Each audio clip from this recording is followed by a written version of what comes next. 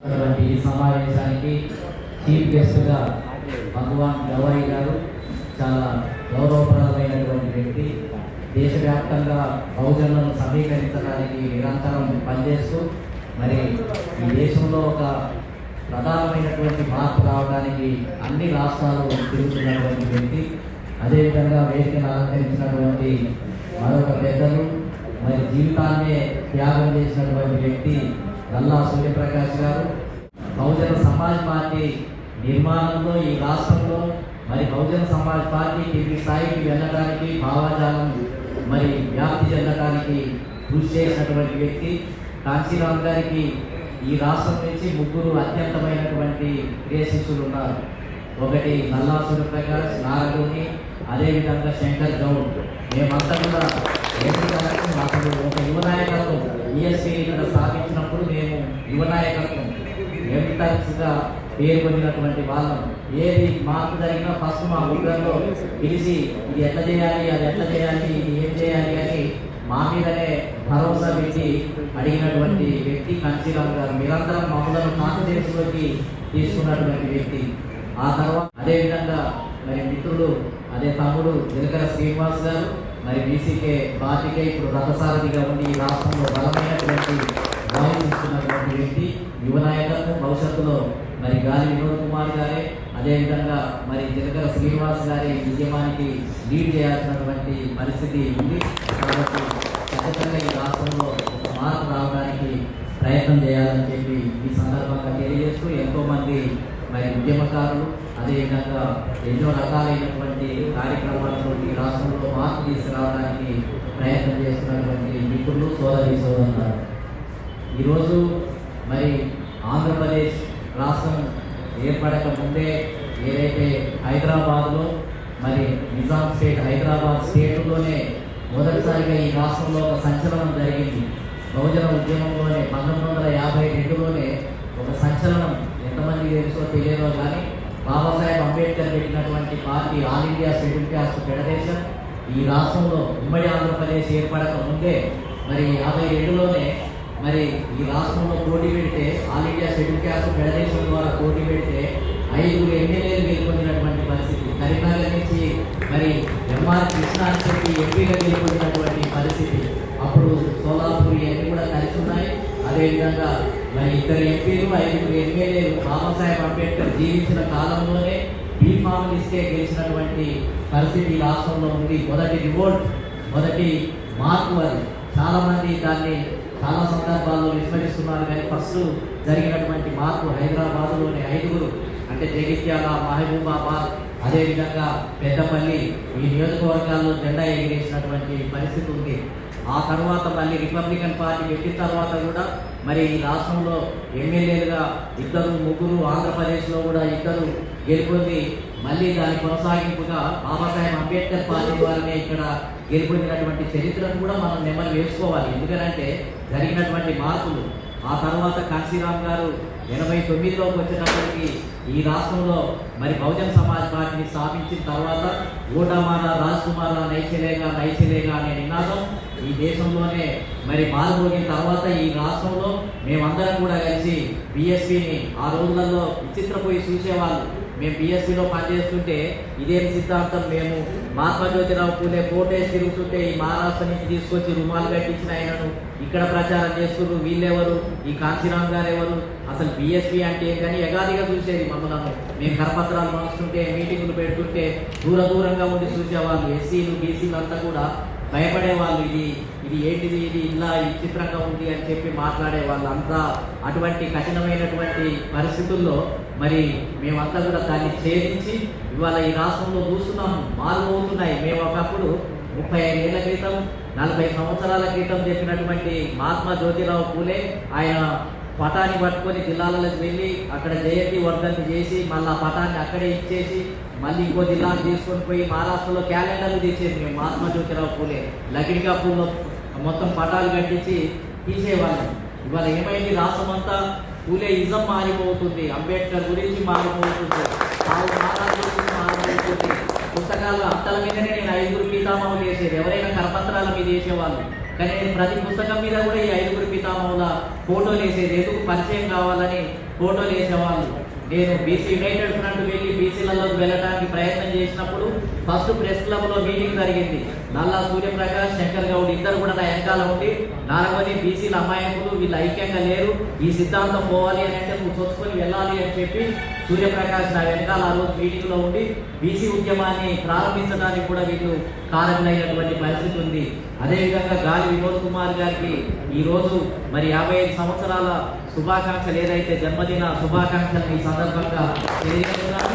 నిజానికి ఈ రెండు తెలుగు రాష్ట్రాల్లో ఇంత నిజాయితీగా ఉన్నట్టుగా ధైర్యం కలిగినటువంటి సిద్ధాంతకర్త, మాటలను అభిప్రాయాన్ని తూటాలాగా వెలిపించే శక్తి, ధైర్యం ఒక గాలి వినోద్ కుమార్ గారిని చూసాము. ఉన్నట్టుగా కొంతమంది లోపల మభ్యపెట్టి కొన్ని తప్పుడు భావాలను కూడా ప్రచారం చేస్తూ తిరుగుతూ ఉంటారు. తప్పును తప్పుగా, ఒప్పును ఒప్పుగా, నిజాయితీగా ఏంటి అని అంటే ఈ సమాజమైనటువంటి భావజాలమే ప్రచారం కావాలి అనే ఉద్దేశంతో బలంగా వాయిస్తూ మరి ఈ రాష్ట్రంలో ఒక బలమైనటువంటి భావజాలాన్ని అందజేస్తూ మళ్ళీ ఇప్పుడు రాజకీయ ఉద్యమాన్ని కూడా ముందుకు తీసుకుపోవడానికి మరి ఆర్పిఐలో ఉన్నటువంటి శాఖను ఏంటంటే భుజాన వేసుకొని మళ్ళీ నడుపుకట్టడం జరిగింది. కాబట్టి ఈ రకమైనటువంటి మార్పులు ఈ రాష్ట్రంలో రావడానికి కారణమైంది ఒక్కొక్క దశలో కాశీరామ్ గారు వేసినటువంటి ఉద్యమ పునాదులే ఈ రాష్ట్రంలో ఇవాళ బీజాలే, విత్తనాలే ఇవాళ ఏంటి అని అంటే మొలకెత్తి అనేక రూపాల్లో ఇవాళ బీసీ సమాజంలో, ఎస్సీ ఎస్టీ మన ముస్లిం సమాజంలో అడుగడుగున మన మాటలే, మనం చెప్పిన ఫోటోలే, మనం పెట్టిన సిద్ధాంతమే ఎవరి నోటి నుంచి వచ్చినా మేము 30 సంవత్సరాల క్రితం ఎదజల్లినటువంటి భాషనే, పుస్తకాలలో రాసిన భాషనే ఇవాళ జరుగుతుంది. దానికి కారణం కాశీరామ్ గారు బలమైనటువంటి నాయకుడు. ఈ దేశంలో ఆయన ఏదైతే పెళ్లి చేసుకోకుండా కుటుంబాన్ని వదిలి మొత్తం ఏంటంటే మరో గౌతమ బుద్ధుల్లాగా పొలిటికల్ మాంకు ఆయన రాజకీయ భిక్షువు ఒక రకంగా చెప్పాలి అని అంటే ఈ దేశంలో అంత దమ్ము ధైర్యం ఉన్నటువంటి నాయకుడిని నేను చూడలేదు ఈ దేశంలో మరో మావో ఒకవేళ చెప్పాలి అని అంటే లాంగ్ మార్చ్, చైనాలో లాంగ్ మార్చి మావో అని చెప్తాం. కానీ కన్యాకుమారి నుంచి కాశ్మీర్ వరకు సైకిల్ యాత్రలు తీసి మొత్తం ఏంటంటే క్యాంపులు పెట్టి జనాన్ని లిబరేట్ చేసినటువంటి వ్యక్తి మరో వ్యక్తి ఎవరైనా ఉన్నారు అని అంటే కాశీరామ్ గారే. ఇంకా అంబేద్కరిజం ద్వారా మేము ఎమ్మెల్యేలు గెలవలేం, ఎంపీలు గెలవలేమని ఆ పార్టీని వదిలేసి కాంగ్రెస్ పార్టీకి ఇతర పార్టీలకు వెళ్ళిపోయి ఖాళీ చేసి బిక్కుమంటున్నటువంటి కాలంలో మళ్ళీ దాని నిజమే కాదు, అది పార్టీనే కాదు, దీనివల్ల ఏం చేయలేము అని ఆయుధాలన్నీ, అస్త్రాలన్నీ కింద పడేసి వెళ్తున్నటువంటి కాలంలో అటువంటి సిద్ధాంతాన్ని మళ్ళీ పురిగిపుచ్చుకొని మొత్తం దేశమంతా తిరిగి దానికి ఏంటి అని అంటే పట్టాల మీదకి ఎక్కించి నేను అంబేద్కరిజం ద్వారా ఈ దేశంలో ప్రభుత్వాన్ని ఏర్పాటు చేస్తాను, పార్టీని నిర్మిస్తాను, దీన్ని రక్షిస్తాను, బహుజనులను లిబరేట్ చేస్తాను అని చెప్పి ఆయన చేసిన ప్రయత్నమే ఈ దేశంలో ఉత్తరప్రదేశ్లో నడిబొట్టున ఏదైతే భారతదేశంలో బ్రాహ్మణిజం గుండెకాయగా ఉన్నటువంటి రాష్ట్రంలో మాయావతినే ముఖ్యమంత్రిగా చేసి బహుజన సమాజ పార్టీనే మొత్తం ఏంటి అంటే ఈ భారతదేశంలో ఒక మోడల్. కాశీరామ్ గారే ఈ దేశానికి ఒక మోడల్, రాజకీయ నాయకుడిగా ఒక మోడల్, ఆయన పెట్టినటువంటి పార్టీని ఒక మోడల్, అదేవిధంగా ఆయన తీసుకొచ్చినటువంటి ఉత్తరప్రదేశ్ ప్రభుత్వమే ఒక మోడల్, అన్ని మోడలే. ఆయన నిర్మించినటువంటి సిద్ధాంతమే ఒక మోడల్. ఆయన భారతదేశంలో ఉన్నటువంటి నారాయణ గురు, పెరియార్ రామస్వామి బాబా, అదేవిధంగా సాహు మహారాజ్, అదేవిధంగా అందరినీ నామసూత్ర మూవ్మెంట్ అన్ని ఉద్యమాలను ఏదైతే మంగూరామ్ ఆది ధర్మ ఉద్యమాన్ని పంజాబ్లో అన్ని ఉద్యమాలను కోఆర్డినేట్ చేసినటువంటి వ్యక్తి, అన్ని బాబాసాహెబ్ అంబేద్కర్ చెప్పినటువంటి పొలిటికల్ పవర్ మాస్టర్ కి అనే సిద్ధాంతానికి వీళ్ళందరినీ ఏంటి అంటే కోఆర్డినేట్ చేసి బలమైన సిద్ధాంతం 85% ఉన్నటువంటి సిద్ధాంతంగా మార్చినటువంటి గొప్ప వ్యక్తి ఎవరన్నా ఉన్నారు అని అంటే మాన్య శ్రీ కాశీరామ్ గారే విస్తరింపజేశారు సిద్ధాంతాన్ని, మొత్తం బహుజనులకు వర్తింపజేసినటువంటి గొప్ప వ్యక్తి. అలాంటి వ్యక్తి ఏంటి అని అంటే ఈ భారతదేశంలో మనకు ఒక మార్గదర్శకంగా మిగిలిపోయింది. ఇవాళ ఉత్తరప్రదేశ్లో కాశీరామ్ గారు కొట్టిన దెబ్బకు కాంగ్రెస్ పార్టీ అతలాకుతలం అయిపోయి అప్పటి నుంచి కాంగ్రెస్ పార్టీ ఉత్తరప్రదేశ్లో ఓడిపోయిన తర్వాత ఇంకా దేశంలో ఒక్కొక్క రాష్ట్రం నుంచి గెట్ అవుట్ అంటే బయటికి పంపించడం ద్వారా ఇవాళ ఏంటిది అని అంటే అన్ని రాష్ట్రాలు ఖాళీ చేసి ఇవాళ 2 రాష్ట్రాలకే పరిమితమైపోయింది అని అంటే కాశీరామ్ గారు వేసినటువంటి సమ్మెట దెబ్బలే. కాశీరామ్ గారు నెంబర్ 1 ఎనిమి ఎవరు అని అంటే కాంగ్రెస్ పార్టీ. బాబాసాహెబ్ అంబేద్కర్ మొత్తం పుస్తకాలలో రాసినటువంటి దాన్ని పరిశీలిస్తే ఈ దేశంలో నెంబర్ 1 ఎనిమి, నెంబర్ 1 మనువాద పార్టీ ఎవరు అని అంటే కాంగ్రెస్ పార్టీనే. ఇద్దరు మహానీయులు కూడా కాంగ్రెస్ పార్టీకి వ్యతిరేకంగా పోరాటం చేసి బహుజనులను బలోపేతం చేయడానికి రాజ్యాధికారం రావడానికి ప్రయత్నం చేస్తే మళ్ళీ ఏంటిది అంటే ఆయన పెట్టిన దెబ్బతోటి రాహుల్ గాంధీ గిలగిల తన్నుకుంటున్నాడు. కాంగ్రెస్ పార్టీ గిలగిల తన్నుకుంటుంది. ఎన్ని మాయ మాటలు చెప్పి అబద్ధాలు చెప్పినా ఇంకా కోలుకునే పరిస్థితి లేదు.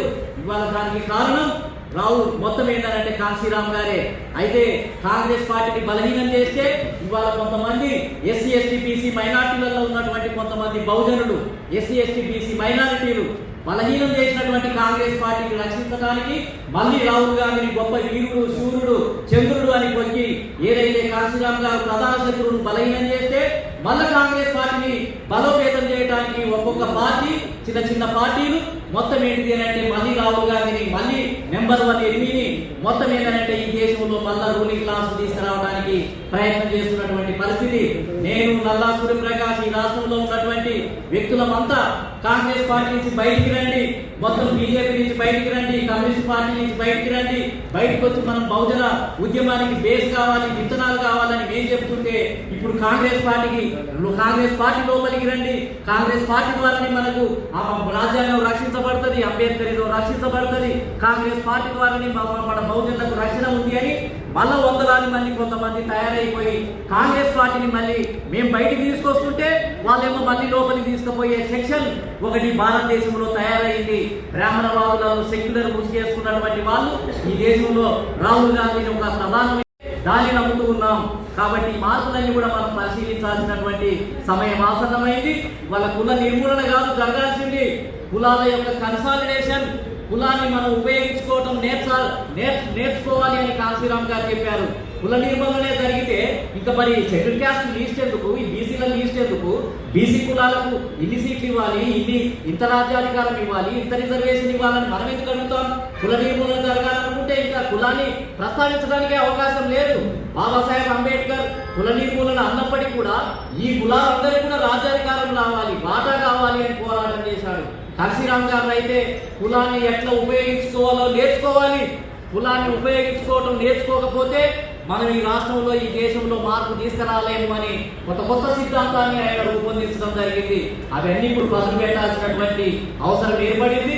కాబట్టి ఇవాళ సోషల్ మీడియా అనేది కూడా ఇవాళ నేపాల్లో ఒక విప్లవాన్ని తీసుకొని వచ్చింది. ఇవాళ తెలంగాణ రాష్ట్రంలో కానీ, ఆంధ్రప్రదేశ్లో కానీ, భారతదేశంలో కానీ ఇవాళ సోషల్ మీడియా అంటే మన జేబులో ఒక ఫోన్ ఉంటే మనమే టెలివిజన్, మనమే ఎలక్ట్రానిక్ మీడియా, మనమే ఏంటి అంటే ప్రింట్ మీడియా. దీని ద్వారా ఏంటి అంటే ఈ బహుజన సమాజాన్ని, నిద్రపోతున్నటువంటి సమాజాన్ని, అనైక్యంగా ఉన్నటువంటి సమాజాన్ని మేల్కొల్పడానికి ఈ సోషల్ మీడియా ద్వారా ఒక రెవల్యూషనే తీసుకురావాల్సినటువంటి అవసరం ఉంది. ఈ సోషల్ మీడియాను మనం ఉపయోగించుకోవాలి. ఇంతకాలం ఆంధ్రజ్యోతి, ఈనాడు, అదేవిధంగా అనేక టీవీ ఛానళ్ళు మనకు రాయటం లేదు, మనకు న్యూస్ ఇవ్వటం లేదు అని బాధపడుతున్నాం. ఇవాళ సోషల్ మీడియా వచ్చిన తర్వాత కూడా మళ్ళీ ఏంటి అంటే మొత్తం కేసీఆర్ మంచోడు, కేసీఆర్ ఇంద్రుడు అని మళ్ళా పొగిడే మన నాయకులలో కొంతమంది తయారయ్యారు. సోషల్ మీడియా వచ్చిన తర్వాత కూడా మళ్ళీ ఏంటి అంటే కాంగ్రెస్ పార్టీ మంచి బడుగు బలహీన వర్గాల పార్టీ అని చెప్పి ఒకాంత పుచ్చుకొని చర్చాగిరి చేసే మళ్ళీ మన బహుజన నాయకులు కూడా కొంతమంది తయారయ్యారు. సోషల్ మీడియా ద్వారా మనం అధికారంలోకి రావాలని ప్రయత్నం చేయడానికి బదులుగా బూత్ లెవెల్లో సోషల్ మీడియా యూట్యూబ్ ఛానళ్లను ఒక్కొక్క బూత్లో కనుక మనం నిర్మాణం చేసి 20 యూట్యూబ్ ఛానళ్లను ఒక్క బూత్లో కనుక ఆర్గనైజ్ చేస్తే నేపాల్లో జరిగిన విప్లవం ఇక్కడ రాబోతుంది. అంటే అలాంటి విప్లవం రాళ్ళతోటి, దంపతతోటి అగ్నిగుండంగా మార్చే విప్లవం కాదు. కనీసం నేనేమంటున్నానంటే ఓటు ద్వారా తిరుగుబాటు చేసే రివల్యూషన్ అయినా రావాలి, సైలెంట్ రివల్యూషన్. ఇది ఓటు తడకసాటుకు పోయి మొత్తం ఏంటి అంటే పోలింగ్ లో పాల్గొంటే వ్యతిరేకంగా వేస్తే సైలెంట్ రివల్యూషనే. మనం ఎలాంటి రక్తపాతం చిందించాల్సినటువంటి అవసరం లేదు. కాశీరామ్ గారి మూమెంట్, గౌతమ బుద్ధుని మూమెంట్, ఒక్క లాఠీ చార్జ్, ఒక్క రక్తం చొక్క కింద పడకుండా, ఒక్క అరెస్టు లేకుండా ఈ భారతదేశంలో మొత్తం ఈ కాంగ్రెస్, బీజేపీ, కమ్యూనిస్టు పార్టీల యొక్క పునాదులనే పెకలించగలిగినటువంటి మరొక గౌతమ బుద్ధుడు. నా జనం ఏంటి అని అంటే జైల్లో పోతే వాళ్ళ కుటుంబాలు నాశనమైపోతాయి, ఆర్థికంగా ఇబ్బందులు అవుతారు. కాబట్టి శాంతియుతంగానే పోవాలని ఇంత మంచి సిద్ధాంతం భారతదేశంలో ఎక్కడ ఉండదు. కాబట్టి ఇదంతా సమయం కాదు చెప్పుకోవడానికి, మరొక సమయంలో చెప్పుకుందాం. ఈ రాబోయే ఎన్నికలలో 2028లో ఎన్నికలు రాబోతున్నాయి. అదేవిధంగా ఆర్బీఐ పార్టీ, రాజ్యాధికార పార్టీ, అదేవిధంగా సూర్యప్రకాష్ గారి నేతృత్వంలో ఉన్న పార్టీ, అదేవిధంగా ఇంకా కొత్త పార్టీలు ఇప్పుడు వస్తున్నాయి. వీటన్నిటిని కూడా సమీకరణ చేసి సమన్వయం చేసి 119 స్థానాలలో కూడా మనం కలిసి పోటీ చేసి ఈ రాష్ట్రంలో ఒక బహుజన రాజ్యాన్ని, బహుజన ప్రభుత్వాన్ని ఏర్పాటు చేసి దిశగా త్యాగం చేయాలి. ఇంతకాలం కార్యకర్తలుగా, సోషల్ వర్కర్లుగానే పనిచేశాం. ఇక రావాల్సింది ఎమ్మెల్యేలు కావాలి, ఎంపీలు కావాలి, మాకు ఆ శక్తి ఉంది అని మీరు అందరూ అనుకోవాలి. మేము అని అంటే ఏదైతే సూర్యప్రకాష్ మాలాంటి వాళ్ళం విత్తనాలు వేయడానికే సరిపోయింది, మా జీవితం అంతా కరపత్రాలు పంచడానికే సరిపోయింది, క్యాడర్ క్యాంపులు పెట్టడానికే సరిపోయింది, పితామహులను అర్థం చేయించడానికే సరిపోయింది. కానీ మీరు ఎమ్మెల్యేలు కావాలి, రాష్ట్ర రాజకీయాలను శాసించాలి, మీరు రేపు ముఖ్యమంత్రులు కావాలి. ఆ దశకు వచ్చే విధంగా మేమంతా కూడా వెనకాల నిలబడతాం, మీ వెనకాల ఉంటాం, మీతో కలిసి పనిచేస్తాం, ఈ రాష్ట్ర రాజకీయాలను శాసిస్తాం. ఎవరు తక్కువ లేదు, మన సమాజాలన్నీ బలంగా ఉన్నాయి.